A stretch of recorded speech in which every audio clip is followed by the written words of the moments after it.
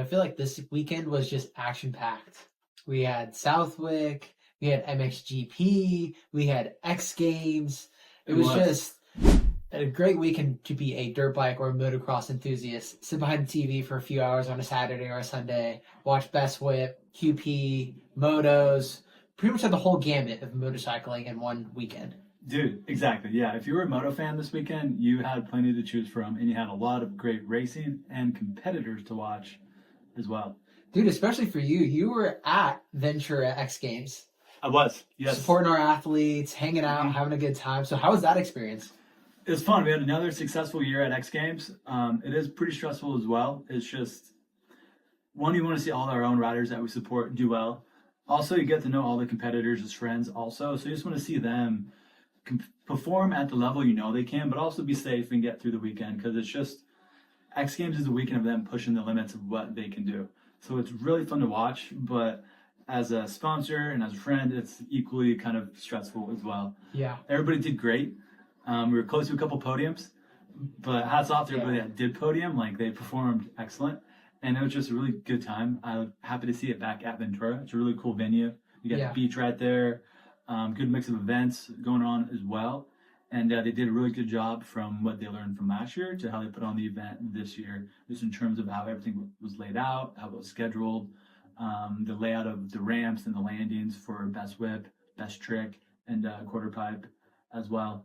So it was really fun to be there again. I'm looking forward to next year. Hats off to all our athletes between Jason Borowski, Cole Denny, and Wyatt. I mean, all killing it. Wyatt was this close to a podium. In my opinion, he was a little bit biased, but I think he should have got one. Yeah, he threw some awesome whips.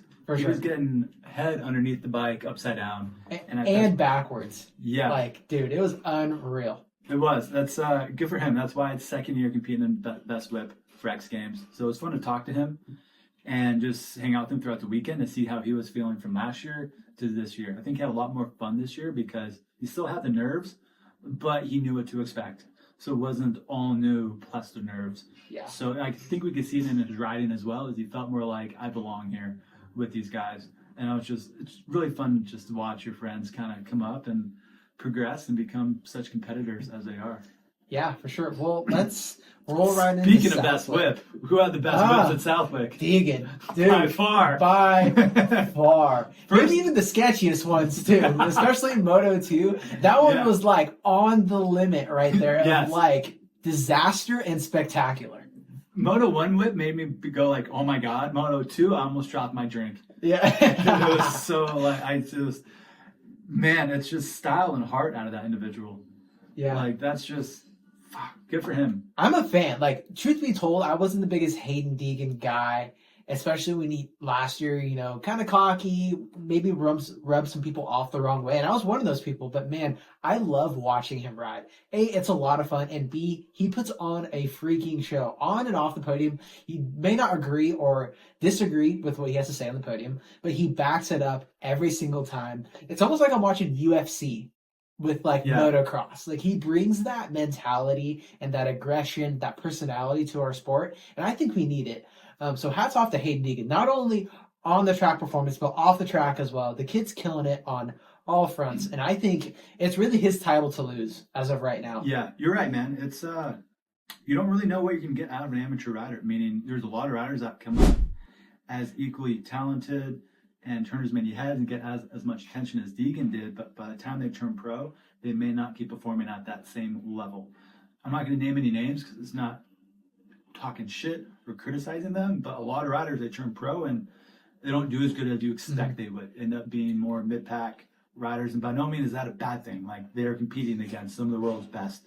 But for Haiden to do what he did as an amateur and then continue to back that up in the pro ranks, you just don't see that very often. And he is doing it exceptionally well. Yeah, one thing I really appreciate is he looks like he's having fun. He crosses the finish line and always gives a fist bump, a whip, something. He gives good podium interviews. When I watch some other athletes cross the finish line, they're kind of just, I don't want to say moping around, but it's just like another day in the office. Like, I want to see these guys excited when they perform well and when they win. So, once again, Haiden Deegan, man, I'm a fan. Like, I'm fully on board now. It's crazy. Joe Shimoda, second moto. Where did that come from? A different Joe. I guess aggressive is the best way to put it. More aggressive than he normally rides. He's always a very good patient rider, picks out his lines well, very fast, but you don't really see him pushing hard. It seemed like this weekend he was back to his, I guess, old form from Southwick last year of taking that moto win. Yeah, for sure. Yeah, he definitely followed suit. And I can't help but think, is this going to be the start of something good for Joe? Like, is the snowball effect going to start here? Got that moto win, kind of get the pressure off the back as far as, when are you going to win? Where are you going to get the consistent podium finish? So I think this may be the start of something very good for Joe Shimoda. Yeah, I think you're onto something, man. I hope Tom Vialle has a bounce back. By no means is a 2-3 finish poor, but that can't be what he's hoping to get each week in and out. I think he wants to be there battling for the top spot, the win, and a few tip overs, we all know this. You don't follow somebody when you're racing that close. Yeah. So when he went down, and he had to go off the track, just a clear example, like, don't follow somebody. Mm-hmm. That should have been an easy pass, pull away for the win, and have a nice gap. Yeah, dude, for Tom, he needed to win that moto to stay alive in this championship. I mean, he's now, I think it's 43 points back behind Deegan. It's almost 2 full motos at this point. It's hard to critique a guy who went 2-3 for second overall in the day. I feel almost mean for doing that, but he needed to win that second moto. He had a pretty sizable gap over Deegan and Joe Shimoda, especially later towards 250 Moto 2, and then it kind of all just went downhill pretty quick. I think within a lap or two, got stuck behind a lapper. Then we saw the mistake in the crash, which ultimately led to him getting third place in Moto 2. But yeah, just a big bummer for Tom. I think for Tom going forward, especially into this weekend, just get some good solid finishes under your belt, no crashes, stay on the podium, and keep your head held up high, because the dude's riding great. But overall, just kind of losing touch with Haiden Deegan a little bit. I wonder how he ranked Deegan coming into the race. Not the race, the series. Mm-hmm. If he was heavily focused on one rider, just himself, or the entire team. But I'll say as a past champ, you don't count anybody out. But I doubt he expected Deegan to be this good. I think a lot of us expected Deegan to be good and even great. But I didn't expect this level of performance week in, week out, each moto. It seems like the dude hasn't been off the podium. No. At all. It's just he crashes, he still gets on the podium. He may even still win. It's pretty crazy. He's a much different rider from his rookie year racing pro last year, which he still did very well. But he seems like he learned a lot just in terms of, I guess you could say, maturity and how he handles himself in terms of picking lines, where to push, where not to push. Yeah, he learned a lot, especially in the sand, because I think we all kind of questioned his sand riding capabilities, especially after last year's Southwick performance. We saw him burying the bike a lot, losing a lot of momentum, and losing that roll speed through the corners. This year, he was more just like surfing the sand. It was just like, I think it's Laird Hamilton, big wave surfer. Yes. Like, he was just like Laird out there, just having a good time. And he had some great lines. Like, I think of the section after the first turn where it got pretty choppy and bumpy, and they go underneath the Motorsport whole shot stripe. He'd kind of hop into that crevice down there and just throw the massive scrubs and launch it probably about another 15, 20 feet further than any other rider. Good start to Levi Kitchen, one of the motos. I know he had a great start, but kind of fell off pace. Chance Hymas had a great third place finish in the first moto. He's definitely shown that he can keep mixing it up with those top guys. Really cool to see Sabachi get top 5 first moto, and then a 6 in the second moto, putting that Triumph really high up in their finishes. Consistent. Yeah, something for Triumph to hang their hat on throughout the day, because we saw Swole go out with the DNF mechanical. Not sure exactly what went on there, but something for the Triumph guys to hang their hat on. So that's good. Yeah, if you guys know, let us know in the comments. Did they run out of gas? Because it looked like there was 2 laps to go. So it looked like Jalik got very close to finishing that moto. Yeah. So what a bum deal for him. But I want to touch on Chance Hymas real quick, because that dude is just further cementing himself as a week in and week out moto and overall podium threat. Like, I'm fully there on Chance Hymas. Like, this dude is, he's HRC Honda. He's got momentum on his side. It seems like he's gotten away from that injury that plagued his rookie year, and it's just strung together a solid string of moto and overall finishes to where I'm like, dude, this guy come 2025 Supercross and Pro Motocross is going to be there, maybe even battling for the championship. For sure. I agree with you, man. We could see him riding like kind of like how Deegan is this year, next year. Just another year of experience under his belt. As long as he has a healthy Supercross season with no injuries or lingering injuries from that, he's somebody that's likely just going to get better day in and day out, especially with the teammates he gets to practice with as well. Yeah. You know, those guys are no slouches too. For sure. Well, speaking of those guys, Jett does it again. Injury or not injured, I mean, he just finds a way to win. It's fun watching him and his brother go back and forth that first moto. It was really hard to see who was faster because it seemed like they had their sections, but also their time periods during the moto of maybe one kind of got tired and one kind of didn't get tired. Yep. It was interesting to watch, or maybe just a string of mistakes or a string of really good lines and connections. And with how much the track changes, it could easily be a string of a couple of just barely hit that bump or time that roller that they want to jump wrong. So it's really fun watching them. Yeah, those two just, it's another weekend of those two just out front going at it. I was pretty surprised to see them gap Chase Sexton that much in the first moto. Yeah. So I want to touch on Chase in just a moment, but yeah, Jett and Hunter were just off the races in Moto 1.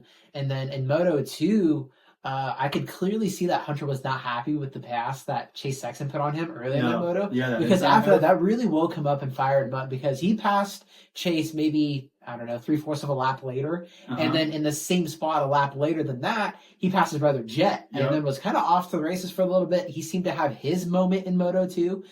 And then he started slipping back towards those guys. We saw Jett get around him, and then we saw Chase eventually get around Hunter as well. Yeah. And then we saw a pretty good battle between Jett and Chase in the later stages of Moto 2. So it seemed like each one of those three riders had, like what you were saying, their section of the track and their time period without each moto to where they're riding better or maybe even worse than their competitor. I love the pass that Chase did on Jett near the end of the moto. It was the last pass he did where he just went wide and he carried so much speed down the straightaway and then jumped that jump you were talking about Deegan was doing from just like a kind of a roller all the way to the furthest knuckle out there. It looked like a triple or a quad. But I think even Jett looked over while Chase was in the air like, what the fuck are you doing, man? He was literally another gear higher. And you don't see that happen often to Jett, meaning somebody passed him with that much speed. It baffles me to see Sexton gain that much ground.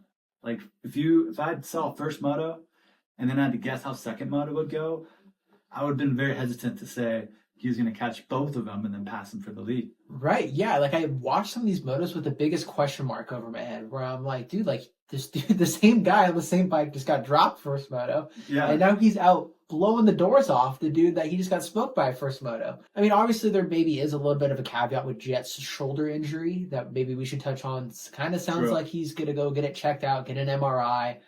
So I wonder if it's, maybe worse than he's let on. Yeah. And how long this affects him and how long that he can ride injured, because there's only so long that you can ride with an injury before increasing the odds of another injury or increasing that injury alone. For sure. So, right? And not healing all the way and actually starting to go backwards. Exactly. Don't quite know. But as of right now, I mean, the number one is still just number one. Yeah, he is, man.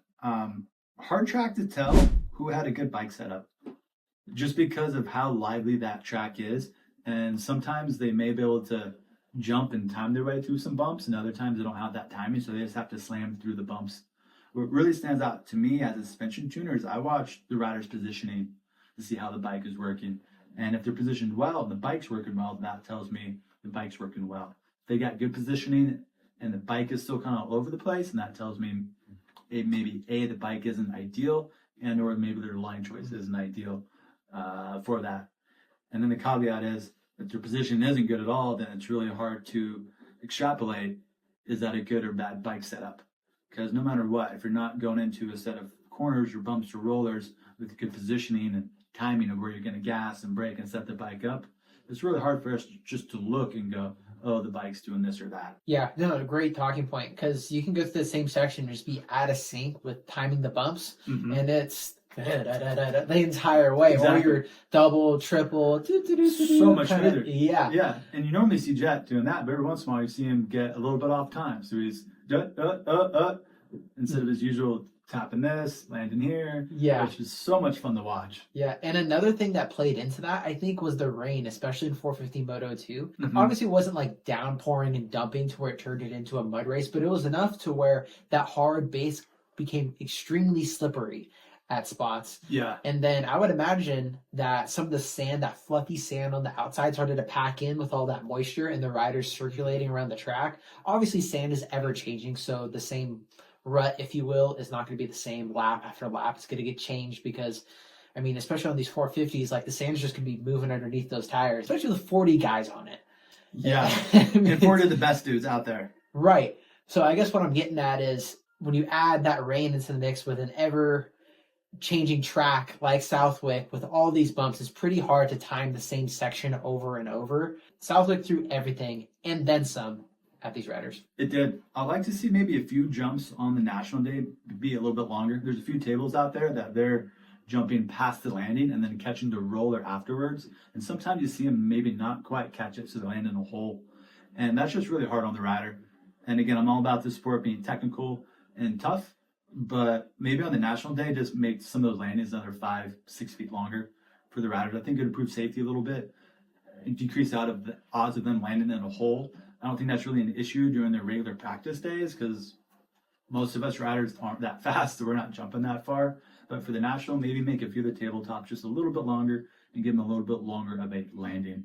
I think it'd be a nice way because with how fast the bikes are, we need to adapt the tracks over time. This isn't the same 252 strokes from a decade ago, or even longer than that now, 15 years ago. Yeah. As a suspension tuner, what would you do if you're going from Southwick to Redbud? What would you do to your bike? Redbud, which is a pretty fast track, big jumps. Big rollers. Big rollers as well. They do have a couple sandier sections, not so hard packed. So what would you do to adjust your bike between the two tracks? Good question, man. I'd be rolling up with our Southwick suspension from first moto in practice, and then having that ready to go, and then also having another set of suspension that we ran for, let's say, High Point. And then looking at the track that morning, are they going to rip Redbud nice and deep like they have in the past? Or are they maybe not going to rip it as deep like they did at the first 3 rounds, Pala, Hangtown, and Lakewood? Yeah. And it's kind of judged by the conditions. If it's ripped as deep like it normally is, then with how just deep and how high the rolling resistance is of that dirt and the big jumps and the speeds, I think a somewhat close Southwick sand setup is going to be a good start for the day. But what they need to watch out for is how quickly the track may or may not dry out and some of that hard packed base start to come up underneath it. In that case, I think a better starting point would be something around like their High Point or Lakewood settings. Not saying those are the ideal settings, but a good baseline to kind of reference and talk to the rider, hey, how's the bike feeling here at this day during these motos? And seeing if that's applicable to the terrain at Redbud. So things to be watching, see how they prep the track, checking out the weather, how it's going to shape up, and kind of have to predict, what's practice going to be like, what's first moto going to be like, and what's second moto going to be like. But again, if we're rolling in there for practice and first moto, or practice and qualifying, I think a pretty similar setup to Southwick, at least the opener of Southwick, and then letting the rider kind of gauge you some feedback from there. And as far as for the soil this weekend, the one thing I want to touch on is tire choice. Yeah. And we've seen riders use the scoop tire for the start to get that extra advantage on the start. So obviously it is a little bit of give and a take. When you go with the scoop tire, obviously you get great forward drive off the start, exiting corners when the bike is totally leaned up straight and you're driving forward straight. But you give some on corner when you have the bike leaned over a little bit. It's not as much traction, maybe a little bit unpredictable at times as well. But I think at a place like Redbud, where it has maybe a sandier nature, not so much hard pack nature, especially like earlier in the morning, that scoop tire is going to be an advantage. But especially later in the day, that knobby tire might prevail a little bit more than the scoop. So I'm interested to see, especially with these top riders, to see if they go with the scoop or if they go with a knobby. Same, because what stands out to me is some of those jumps have really long faces, and those faces can kind of get dried out.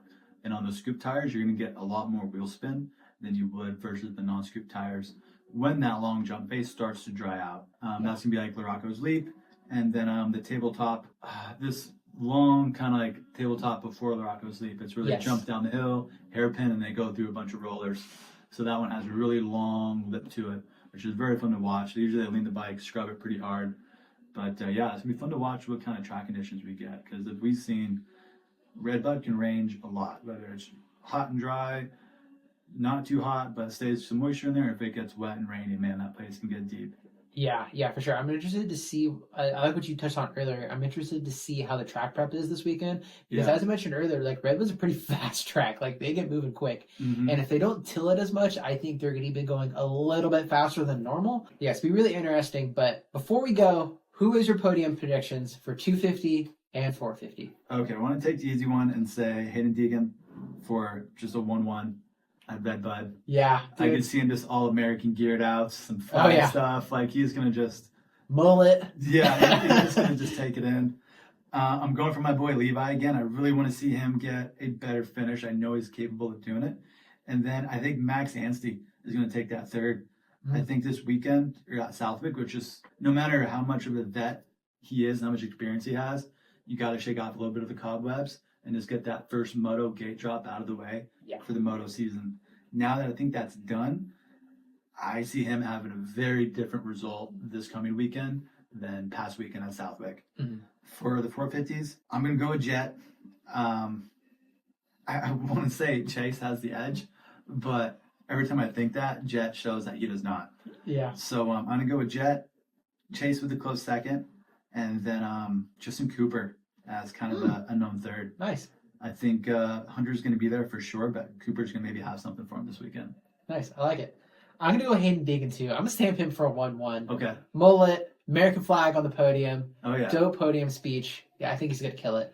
I'm going to go Joe Shimoda second. Ooh, good. Yeah, he had a great performance there in 2022. I believe it was a 1-3. Third place, I'm going to go Tom Vialle.